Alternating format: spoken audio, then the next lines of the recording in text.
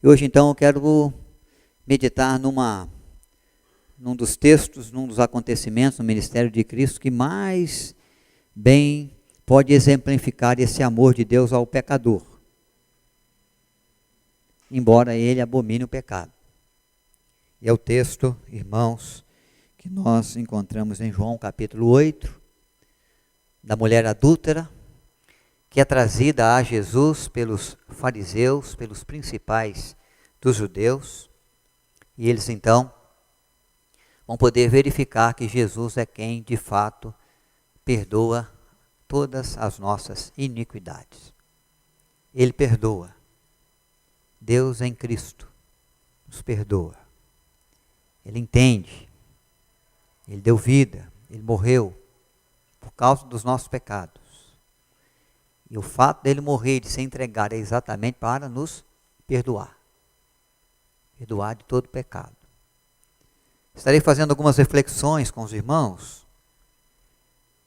porque a gente vê na Escritura, no ministério de Cristo, que há um conflito muito grande de Cristo com as instituições religiosas, especialmente com a instituição judaica. Jesus vai enfrentar, os fariseus, os saduceus, os escribas. Ele vai desenvolver o seu ministério, essas instituições religiosas, judaicas, creditadas, de confiança pelo povo, em razão da sua prática, dos seus rituais. Ela é confrontada por Cristo, ela confronta Cristo muitas vezes.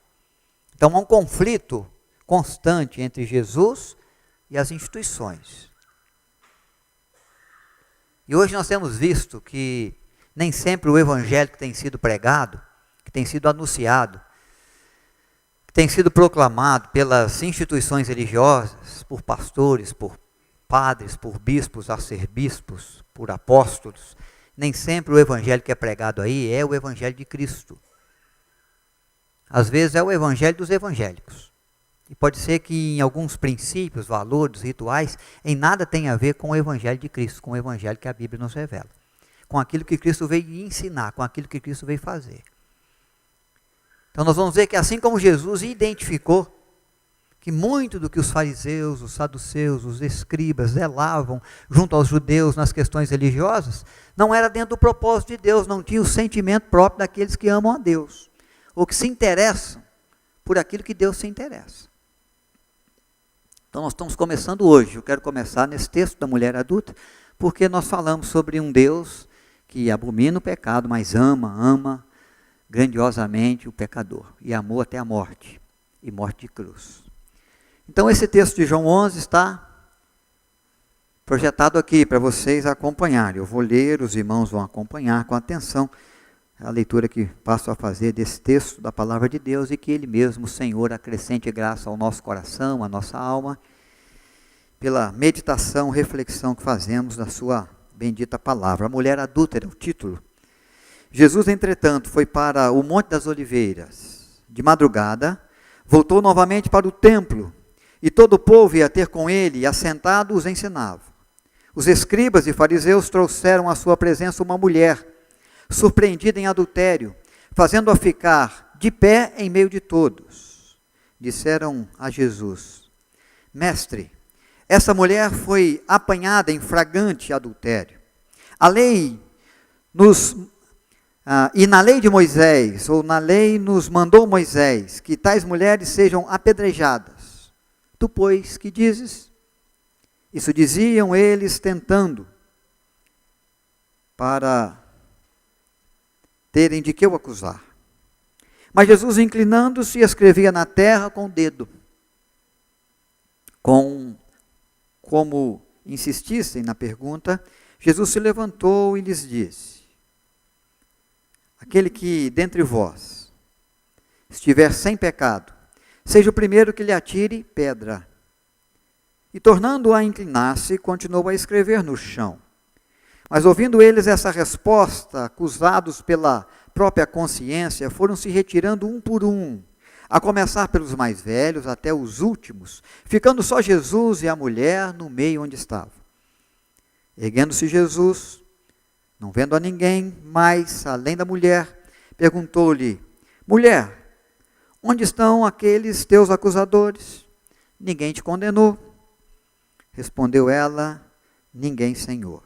Então lhe disse Jesus: nem eu tampouco te condeno. Vai e não peques mais. Vai e não peques mais. Diante das acusações, diante de um tribunal eclesiástico, Jesus sai em defesa da mulher com seus argumentos, expressando de que de fato ele é aquele que advoga as nossas causas. Ele é aquele que zela, né, pelo simples. E algumas verdades que eu quero levantar com os irmãos. O primeiro é esse: é necessário conhecer o Evangelho de Cristo, para você não ser enganado com o Evangelho dos evangélicos. Para você não ser enganado por alguns princípios, algumas falácias religiosas que chegam aos nossos ouvidos, como sendo verdade de Deus, como sendo propósito de Deus, como sendo desígnio de Deus, querer de Deus, como sendo a palavra de Deus, aquilo que Deus nunca falou. Há muitos sendo dito por aí. Há muitos sendo dito por os mais variados princípios religiosos. Desde o tempo de Cristo, antes do nascimento de Cristo, já havia princípios religiosos. Jesus, quando chega, ele tem o princípio maior da religião judaica junto aos judeus. Extraída do livro da lei de Moisés, o Pentateuco, os 5 primeiros livros que nós temos na nossa Bíblia, extraída também dos escritos dos profetas, aqueles que em nome de Deus vieram junto ao povo para dizer: assim diz o Senhor. Isso era toda a escritura, era toda a Bíblia dos judeus. A lei de Moisés, o Pentateuco, os 5 primeiros livros, Gênesis, Êxodo, Levítico, Número, Deuteronômio, e também depois os escritos proféticos, os profetas maiores e menores que nós conhecemos bem. Os salmos eles usavam para cantar, os seus cânticos, cânticos que falavam também, proclamavam também o Senhor, o seu poder, o seu amor, os seus feitos, sua misericórdia, sua compaixão, seu socorro junto ao povo. Nos cânticos Deus é adorado, os salmos revelam isso para nós. Isso era tudo que o judeu tinha como escritura. É dali que ele tirava os seus ensinos, a sua obediência ao Senhor. Tá?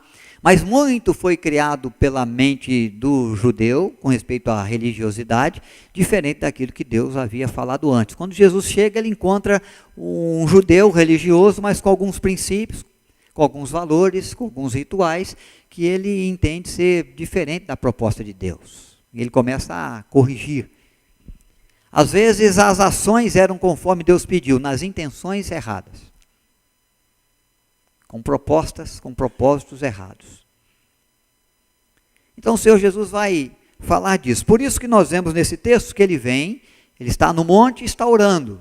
Ele desce do monte, ele vem até a cidade, e ali ele se reúne de madrugada ainda, mas a multidão já o aguardava, as pessoas já o aguardavam. Ele vai ao templo, ali ele senta com as pessoas e começa a ensinar. Jesus está ensinando, instruindo, porque é importante conhecer o Evangelho de Cristo. É importante sentar diante de Jesus, sentar diante da sua palavra, sentar diante do seu exemplo, do seu modelo de vida, do seu propósito de vida e aprender, para a gente não ser confundido.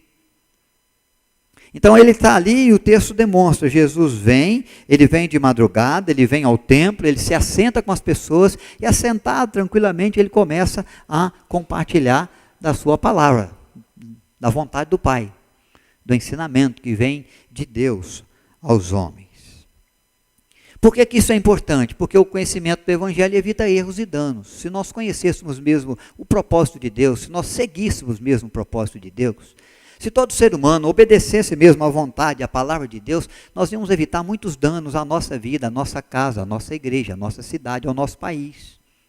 Você imaginou se todo mundo levasse a sério mesmo o amor ao próximo, como Deus gostaria que levássemos? Se todo mundo obedecesse mesmo o Senhor no que concerne a perdoar uns aos outros, assim como Deus nos tem perdoado os nossos pecados. Se levássemos a sério mesmo a proposta da justiça, do amor, da paz, que o Evangelho nos traz, que Deus nos proclama, que o Senhor Jesus nos dá e nos deixa como exemplo, mas também como um desafio, como que esse mundo seria melhor? Como que nós evitaríamos muitos danos?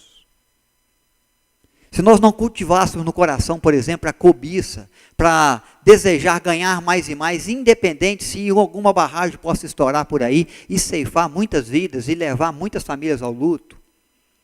ou se não pensássemos na cobiça, no desejo de economizar aqui para ganhar, para alocar um pouco mais ali, e fizéssemos os alojamentos como se convém fazer, para não colocar as crianças, os adolescentes, que venham em busca de um sonho, risco de vida e até ter que passar pela morte por causa do descuido, do desleixo de alguns que querem e só pensam na economia. Então, se levássemos mais a sério o Evangelho, se entendêssemos, se sentássemos mais junto a Jesus, se ouvíssemos, se colocássemos em prática, iríamos evitar muitos danos na nossa vida e na vida daqueles que estão à nossa volta.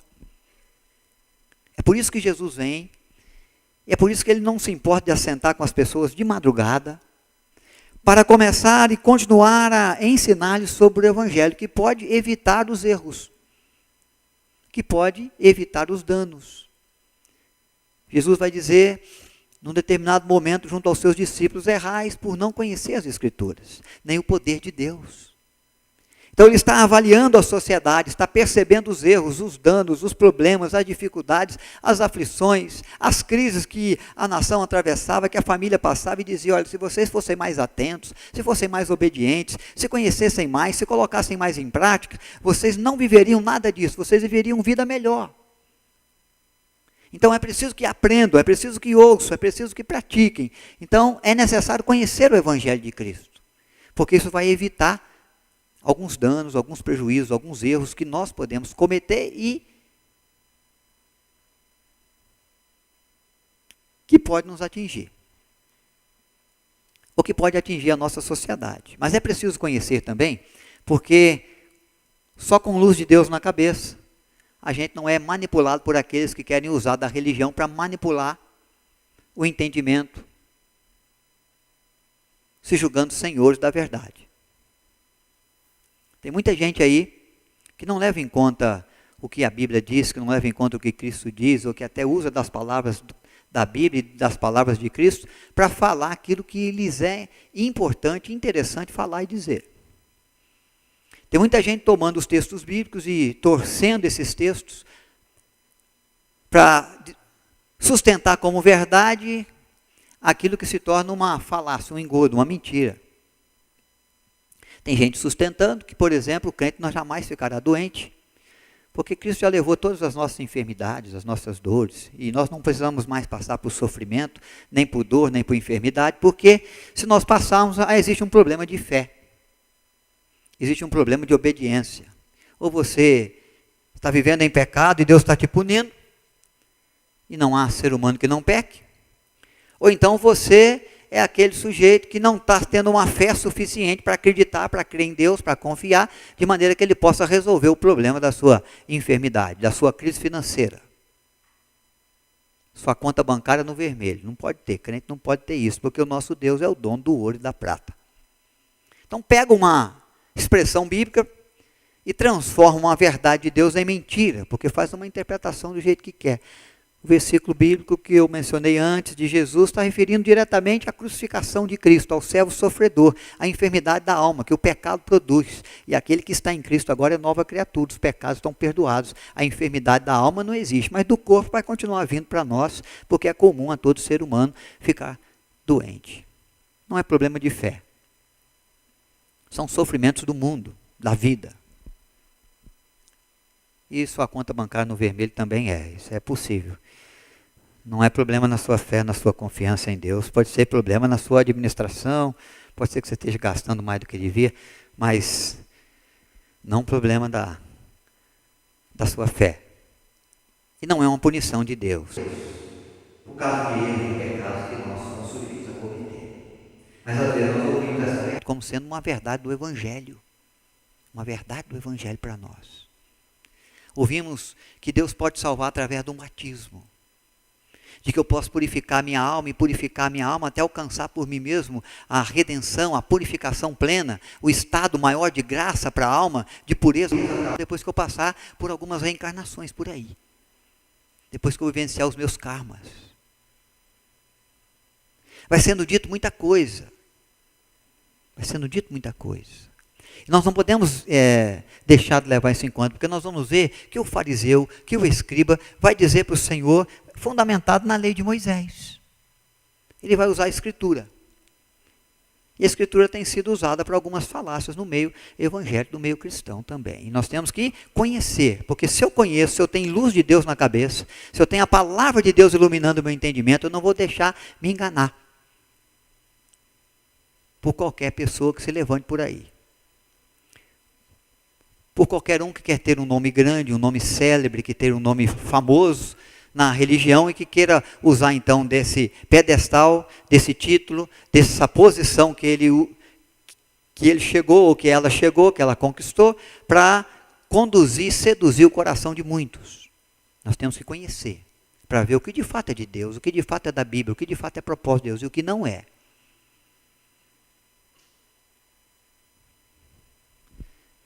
Não é porque ele é o pastor da igreja presbiteriana, ou é o teólogo, ou o apóstolo, que ele não possa errar. Nós cremos, e a igreja reformada crê assim, de que infalível é só a Escritura. A palavra do clero, a palavra do apóstolo, a palavra do papa, a palavra do bispo ou do arcebispo, ela é falível. Ela pode contradizer a Escritura, e se ela contradizer a Escritura, eu devo ser anátema. Mas como eu vou saber se contradiz se eu não conheço, se eu não aprendi, se eu não estudei, se eu não me assentei com Cristo para que Ele me ensinasse? Então Deus advoga as nossas causas, mas é preciso que a gente tenha um conhecimento das Escrituras, do Evangelho que de fato é de Cristo, para que não sejamos enganados por aí. Martim Lutero, no tempo da Reforma Protestante, a partir de 1517, ele começou a levantar uma bandeira buscando reformar a Igreja Católica Apostólica Romana. E ele então fez alguns escritos, falando sobre a sua fé, sobre o Evangelho que ele via nas Escrituras, sobre o ensino que ele entendia ter vindo de Cristo, e falava sobre alguns engodos da igreja, e falava sobre alguns erros, algumas contaminações, algumas corrupções que a igreja se envolveu, que iam diretamente contrárias às Escrituras, algumas promessas, alguns rituais, a ponto de dizer-se dona da salvação para vender o perdão de pecados, a troco de alguns tostões, as indulgências que poderiam ser pagas depois da confissão ao clero, de acordo com a sua confissão, seria dado um determinado valor em dinheiro que você pagaria e os seus pecados seriam perdoados.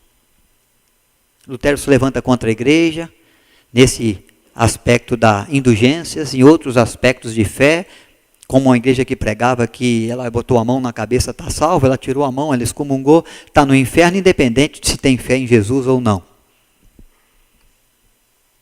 O que vale é a ação da igreja, é a aceitação da igreja, é a palavra da igreja. Então ele foi excomungado pelo Papa Leão X. Foi enviado, então, a bula papal da excomunhão. Ele pegou essa bula, daquele que se dizia palavra infalível, reuniu o povo na cidade, na praça, ele disse, olha, a igreja está dizendo, a proclamação do clero maior, da santidade maior da igreja, está dizendo que eu sou agora herege. Tem uma bula papal aqui, riscando o meu nome do livro da vida. Eles acreditam que com a minha excomunhão eu não tenho mais a herança nos céus, a vida eterna. Então eu quero sem nenhum temor, consciente de que todos os meus escritos estão de acordo com as Escrituras e o ensino de Jesus, nosso Senhor e Salvador, queimar essa bula papal aqui, sabendo e consciente de que nenhum mal vai me fazer, nenhum dano vai vir sobre mim, porque eu queimei algo que vem da sua santidade. Ele queima a bula papal, expressando que tem luz na cabeça, que tem convicção da sua fé, do seu conhecimento bíblico, dos ensinos de Cristo, de que aquilo que vinha por parte de uma autoridade eclesiástica é algo que vinha fora das Escrituras. Ele só pôde fazer isso, irmãos, porque ele conheceu as Escrituras. Porque ele se assentou com Cristo, porque ele aprendeu. E aí ele não se envolveu com os erros e nem queria se envolver com os danos. Então essa é a primeira reflexão que eu gostaria que nós tivéssemos na cabeça. É preciso conhecer. Você precisa se empenhar mais no aprendizado bíblico, no estudo bíblico, no conhecimento do Evangelho, no ensino de Cristo. Isso requer tempo seu com a Escritura. Mas Jesus fala de um Evangelho que não fere, cura.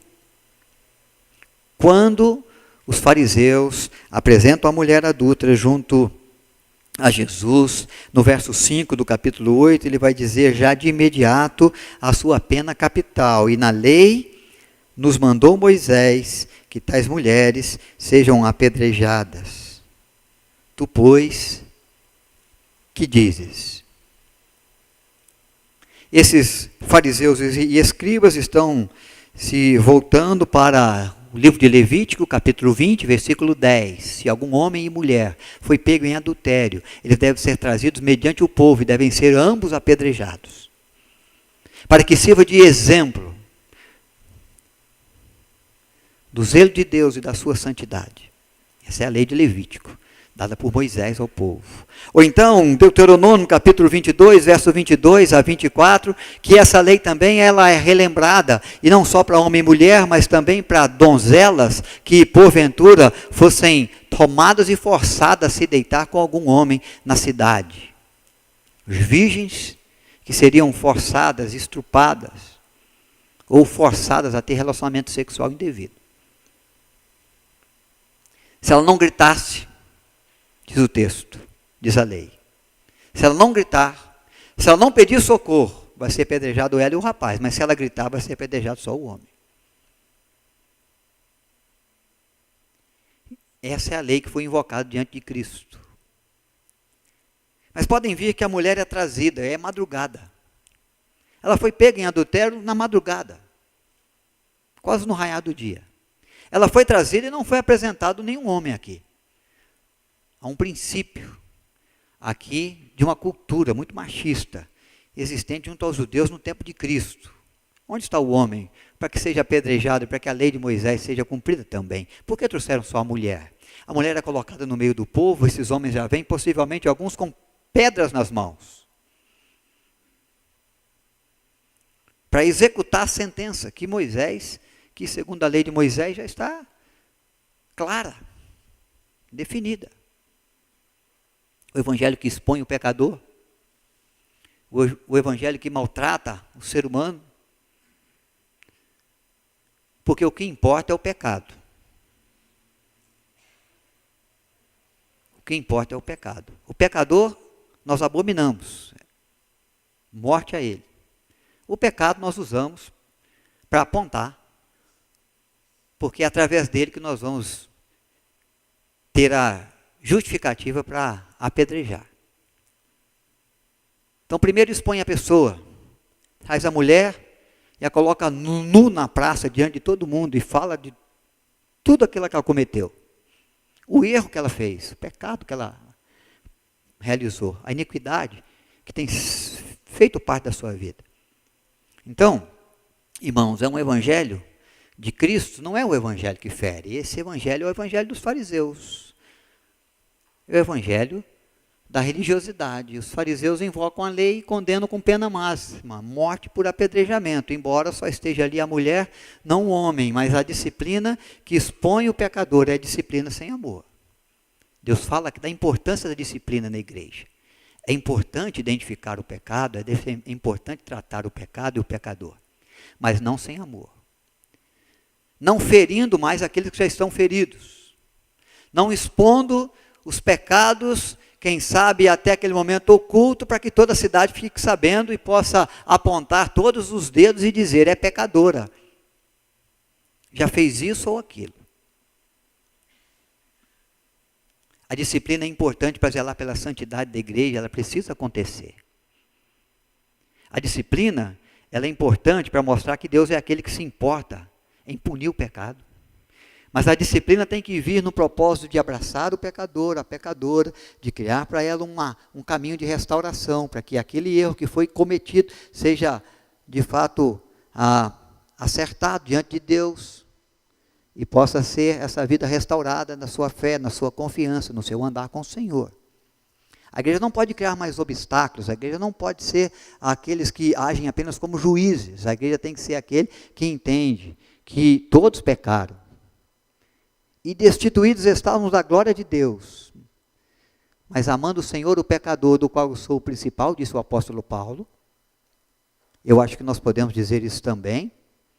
Ele nos enviou a Jesus, que veio até a morte, e morte de cruz, e derramou um sangue que nos purifica de todo pecado. Agiu o Senhor com misericórdia e graça para conosco. Então, irmãos, o alvo do fariseu e do escriba é Cristo. Quem eles querem pegar é Cristo. Se você olha para o versículo de número 6, vai dizer: isto diziam eles, tentando, para terem de que o acusar. Eles fazem acusação na mulher, mas queriam acusar mesmo a Jesus, de ser aquele que vai contra a lei de Moisés.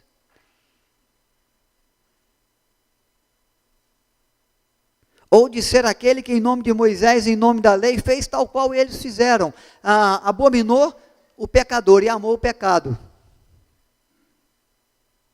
É como se colocasse Jesus numa sinuca de bico, qualquer caminho que ele escolher, nós vamos pegá-lo, nós vamos prendê-lo, nós vamos desacreditá-lo dentro do povo, nós vamos mostrar que ele não é tão compassivo assim. E nós vamos começar a quebrar essa popularidade que ele está tendo, porque todos estão vindo para ouvi-lo, para se instruir com ele, e nós estamos ficando de lado.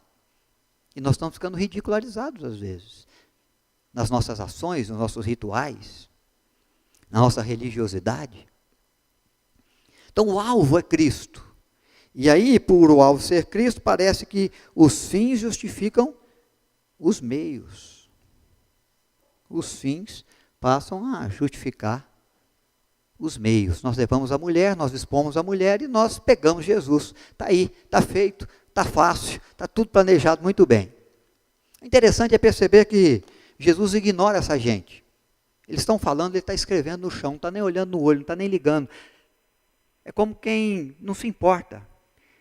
Olha, Jesus, foi pego em adultério, o que o senhor diz? Ele abaixa a cabeça, escreve no chão. E eles insistem. Aí ele resolve, então, fazer a sua indagação. O que nós vemos aqui é que a letra pode matar, mas o espírito, ele vivifica. Jesus sai em defesa da mulher e nos coloca o fariseu, coloca o escriba, eu e você, no nosso devido lugar. Porque nós gostamos de apontar os erros dos outros como se nós não errássemos. Nós gostamos de dizer daquilo que ele fez que não foi bom, como se nós só fizéssemos o que é bom. E nenhum ser humano é capaz de fazer tudo certinho. E nenhum ser humano é capaz de fazer só o que agrada a Deus. Nós erramos todos os dias, nós pecamos todos os dias. Jesus sabia disso, ele conhece o coração humano. Ele está dizendo, tem gente aqui que peca por pensamento, que peca por ação, por reação, por omissão. Tem gente aqui que peca nas palavras, que peca nos propósitos, faz a coisa certa com o propósito errado, com a intenção errada. Chegou a chamar fariseus de sepulcros caiados, de hipócritas, de pessoas que, como bons atores, representam muito bem uma fé que eles não têm de verdade. Então ele vai dizer, somos pecadores, não juízes. Ele ergue a sua cabeça, ele encara os fariseus e escribas e diz, muito bem, quem não tiver pecado pode atirar a primeira pedra. Se alguém aí nunca errou, se alguém aí nunca falhou, se o negócio é apontar os pecados, os erros, então vamos lá, quem não tem pecado atire a primeira pedra. O que cada pessoa do grupo que estava ali, quem sabe com as pedras nas mãos, começou a pensar o seguinte, se eu jogo uma pedra, ele anuncia o meu pecado como eu anunciei a da mulher, e aí a coisa vai ficar ruim para mim lá em casa, vai ficar ruim para mim na sociedade. Se eu atiro a pedra, Jesus expõe a minha vida e o meu pecado, a minha iniquidade, porque ele conhece as minhas transgressões, ele enxerga o que o meu amigo, a minha esposa, o meu colega, o meu irmão lá de religião não enxerga. Ele sabe os erros que cometi à luz do dia ou na calada da noite. Então diz o texto que a começar pelos mais idosos, fazendo uma reflexão na consciência, começaram a ir embora. Os acusadores são colocados no seu devido lugar. Somos pecadores, não juízes. Somos alvos da misericórdia e devemos ter compaixão, desejar a compaixão e não a punição. Devemos combater o pecado, Devemos identificar o pecado, devemos lutar contra o pecado, mas devemos amar o pecador. E ele vai seguindo. Quem não tem pecado, então, atire a primeira pedra. Jesus fala isso porque ele sabe que o julgamento, ele pode punir. Você identificou o erro, identificou a falha, julgou, determinou condenação, muito bem, você puniu a pessoa do erro que ela cometeu. Mas só o perdão, só a misericórdia, só a compaixão pode transformar e restaurar. A punição a uma pessoa que cometeu um delito na rua, contra a sua vida, contra a sociedade, contra a vida de alguém, que foi julgado, foi condenado, pagou seus anos de cadeia, não transformaram essa pessoa. Pode ser que ela saia da cadeia uma pessoa pior, mais malandro, mais bandido, mais malvado, mais violento. Porque a justiça, ela pune sim, mas ela não transforma. Agora, o ato de misericórdia é o ato que transforma. O perdão é a atitude, é o sentimento que renova, que restaura. Saul perseguia Davi. Davi era apenas soldado do seu exército, um dos seus comandantes de exército. Davi foi ungido rei pelo profeta. Ainda não era hora, ou Davi foi ungido rei pelo profeta, ele não era hora ainda dele assumir o trono. Saul ficou sabendo disso, botou o exército inteiro atrás de Davi. Davi chegou a dizer: você está me perseguindo como se eu fosse um cachorro, um cão. Esse exército todo atrás de mim. E ele foge para as cavernas. E a notícia é: Davi quer tirar a sua vida, Saul, porque ele quer sentar no trono quanto antes. E Davi dizia: eu não quero o mal do rei, eu quero servir o rei, enquanto Deus entender que deva ser assim. Se eu tiver que herdar esse trono um dia, eu vou receber pelas mãos de Deus. Mas Saul não acreditou e continuou perseguindo, e um dia ele estava em perseguição com o seu exército, nas cavernas do deserto atrás de Davi, e ele então vai ter que entrar numa das cavernas, diz o texto, para aliviar o seu ventre. Vai tirar as suas roupas, a sua espada, os seus escudos, vai se colocar lá na condição, conforme a sua necessidade física, fisiológica. E aí então o que vai acontecer? Davi vai estar naquela caverna, com alguns dos seus soldados fiéis, e os soldados vão dizer a Davi: Deus o entregou nas suas mãos, ele está indefeso, ele não tem como se defender, vai lá e mata ele e senta no trono. Davi vai lá, corta um pedaço das vestes de Saul, não mata, espera com que ele saia da caverna, depois ele se coloca à boca da caverna, balança aquele pedacinho de manto e diz: olha, tem se dito por aí que eu quero o seu mal, será que eu quero mesmo? Será que eu vou tomar o trono mesmo pelas minhas mãos? Assim como vive o Senhor, diz ele, não tenho e não quero nenhum mal contra ti. Saul cai em lágrimas, em choro, o rei de Israel, o homem forte, guerreiro também nas suas batalhas, se derrama, se debulha em lágrimas. Ergue a sua voz para dizer: agora sei que serás o rei de Israel. Pega o seu exército todo, volta para casa, sem ferir a Davi, porque o perdão que Davi ofereceu é o perdão que transformou o coração e o propósito de Saul. Jesus sabe que às vezes a punição não vai transformar, restaurar ninguém. Você lançar no ridículo, você apontar os erros e simplesmente apontar por interesses pessoais, por um fim ao qual você deseja chegar sem amor, não vai gerar mudança, não vai gerar o combate do pecado, não vai gerar restauração, não vai levar essa pessoa para mais perto de Deus, para um servo, para uma serva melhor. Pelo contrário, vai só puni-lo, maltratá-lo, feri-lo. E quem sabe fazer com que ele saia dali querendo ir à forra, querendo dar o troco. Então a mulher vem, e Jesus então aponta para nós qual é o nosso lugar de verdade, lugar de pecadores, tal qual a mulher. Um é adultério, outro é fofoca, outro é glutonaria, outro é feitiçaria, outro é corrupção, outro é injustiça, outro é se envolver e criar conflitos, brigas, intrigas, tirar a paz. Cada um tem os seus pensamentos, suas palavras, podres e torpes, seus vícios, seus erros, seus pecados, suas iniquidades. O nome que você vai dar para o seu pecado, para a sua iniquidade, você mesmo conhece e sabe. Então a justiça pune, mas o perdão liberta e transforma. Para o fariseu, meu querido, o importante não é o pecador, é o pecado. Mulher foi pega em adultério. Não importa como é que ela chama, se é Maria, se é Joana, se é Joaquina, se é Teresa. O importante é adúltera. O nome não importa, a pessoa não importa, importa o pecado. Deus abomina o pecado, mas Ele ama o pecador, importa a mulher. Onde estão os seus acusadores?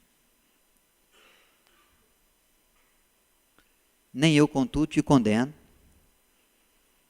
Se eles forem embora, porque não tinham pecado, eu que não tenho pecado algum, também não condeno. Eu que poderia tomar todas as pedras aqui e apedrejá-las sozinho, para te punir pelo pecado praticado, vou expressar compaixão, vou expressar misericórdia. Porque Jesus sabe o que essa misericórdia, o que essa compaixão pode fazer com essa mulher, com a história dela. O Evangelho não é a oferta de oportunidade para prática de princípios e rituais litúrgicos. Eu vou entrar para o Evangelho porque eu vou ser batizado, vou participar da ceia, vou poder cantar lá na igreja, participar do louvor, bater palma. Vou poder celebrar o meu casamento, o batismo dos meus filhos. O Evangelho nosso, irmãos, não é o Evangelho daquele que nos impulsiona a dar esmolas, a orar em praça pública, a participar dos rituais todos de sacrifício, como o fariseu e o escriba fazia muito bem. Jesus está mostrando que o Evangelho ele vem para muito mais do que isso. O Evangelho vai como uma oferta de perdão para a oportunidade de mudança de vida. É aquele que se entregou primeiro, para que eu pudesse herdar a herança do reino do céu. O pecado é transformado em caminho de redenção. Houve o pecado, é preciso existir a reflexão. Acontece o perdão, a compaixão, a misericórdia. O coração dessa mulher é conduzido à mudança. Nem eu te condeno, vai e não peques mais. Jesus está deixando bem claro para ela. Não é para pecar mais, continuar no que você estava fazendo, não faça. Mas tome uma atitude diferente, tome uma atitude transformada, tome um caminho transformado. É dado a você a possibilidade de herança da redenção em Cristo Jesus. De perdão, de graça, de nova vida, de vida feliz, de vida abundante, de vida daqueles que conhecem a Deus e por isso buscam não errar, daqueles que conhecem a Deus, que se assentam diante de Cristo para aprender e praticam os ensinos que Cristo traz, para que danos como a possibilidade de morte não fique sempre eminente na sua vida. É o conhecimento que gera transformação, é o perdão que promove a redenção, é a oportunidade de trilhar um caminho novo. Vai e não peques mais. Jesus é um imperativo, não é para a mulher dito assim, você vai, se porventura aí você vê que a carne é muito fraca, tá?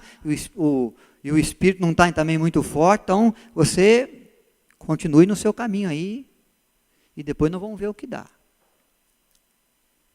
Não, você vai, se você vê que dá para não pecar, para não adulterar mais, para não deitar com nenhum homem que não seja o seu esposo, então você faça. Se você vê que não dá, você continua fazendo o que você sempre fez. Não, Jesus faz uma ordem no imperativo, você vai sair daqui, você vai seguir o seu caminho, mas é preciso que você não peques mais, é uma ordem, vai e não peques mais, mude de vida. O perdão que Cristo oferece, a compaixão que Ele demonstra, Ele sabe que vai mudar, vai transformar a vida dessa mulher, vai colocar os pés dela em outro caminho, vai colocar a atitude dela como uma nova atitude.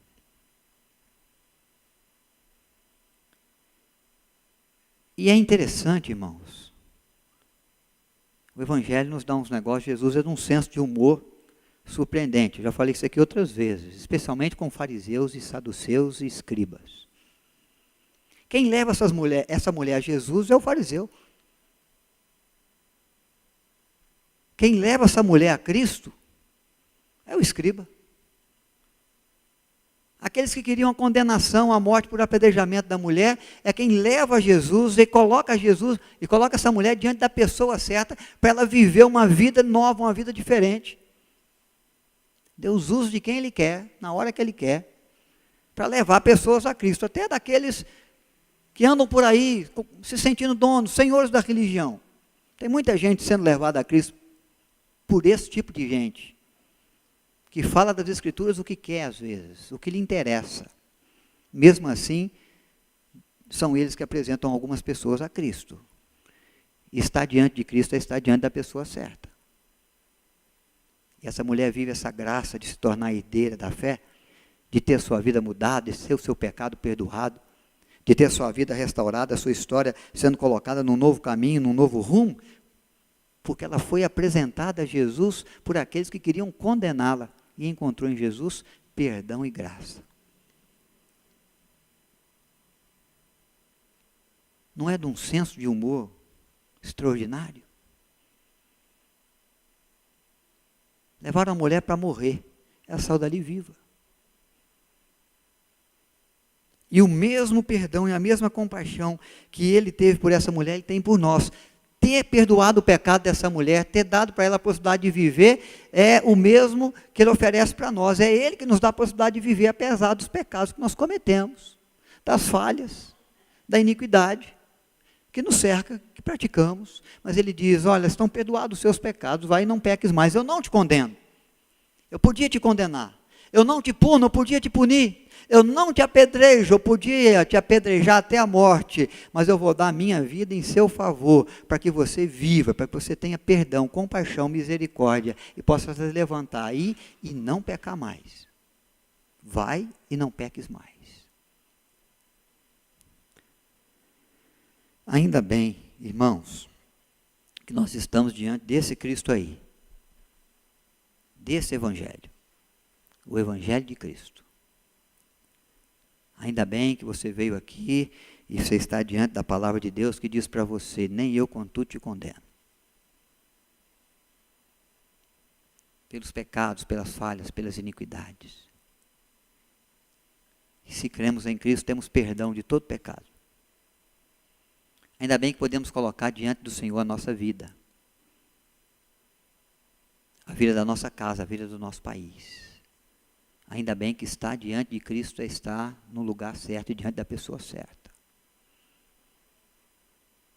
E às vezes eu acho que eu me coloco só diante de um pastor, ou diante do grupo, junto a um grupo religioso, e me esqueço que eu estou diante do Deus Santo, do Deus misericordioso, do Deus que me ama, do Deus que de fato não gosta, não ama o pecado que eu pratico. Isso entristece. Mas Ele estende para mim a mão, oferece seu perdão, a sua graça, porque esse é o Evangelho de Cristo, o Evangelho que transforma o perdido, que traz amor ao pecador, que dá vida para aquele que está morto.